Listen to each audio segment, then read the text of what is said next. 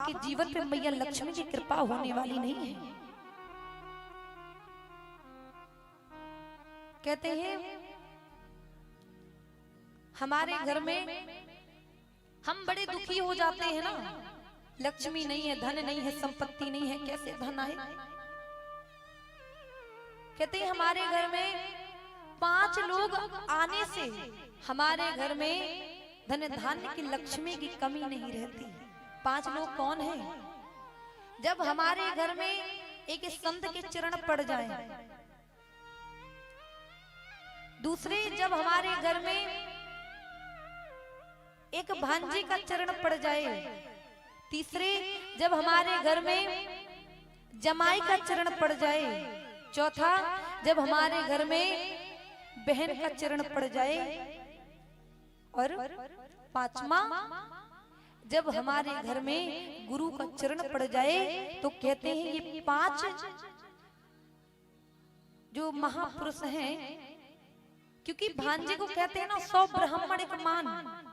100 ब्राह्मणों को अगर आपने भोजन नहीं कराया है, अगर आपने एक भांजा या भांजी को भोजन करा दिया, तो मान लीजिए 100 ब्राह्मण के समान आपने दान कर दिया है।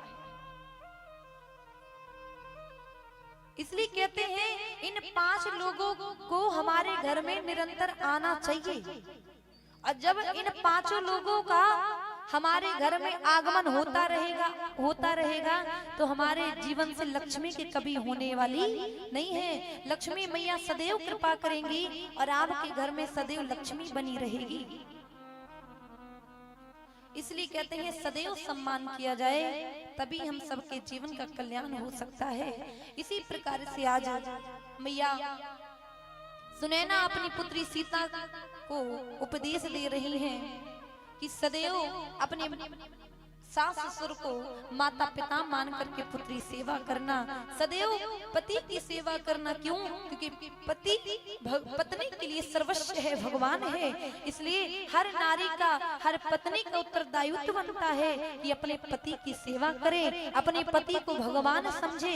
इन पति का भी उत्तरदायित्व बनता है कि वो अपनी पत्नी का सम्मान करे, 4 लोगों के सामने उसको बेइज्जत ना करे।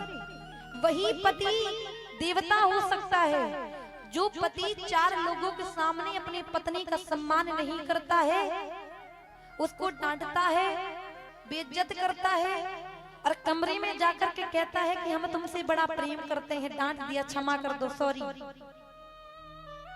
तो महाराज 4 लोगों के सामने तो आपने उसको बेइज्जत कर दिया, और कमरे में जाकर के कह रहे हो हमको क्षमा कर दो, तो ये प्रेम नहीं, यहाँ पर देवता नहीं कहलाओगे। भले ही आप पत्नी को 4 दीवारों के अंदर जाकर के उसको डांट दो, समझा दो, लेकिन कभी भी अगर सम्मान चाहते हो ना कि पत्नी हमारा सम्मान करे, ये समाज हमारा सम्मान करे, तो कभी भी पत्नी को 4 लोगों के सामने डांटना नहीं चाहिए। यही शास्त्र के अनुसार बताया गया है। आज पत्नी का सम्मान करोगे, नारी का सम्मान करोगे, तो आपका सम्मान होगा।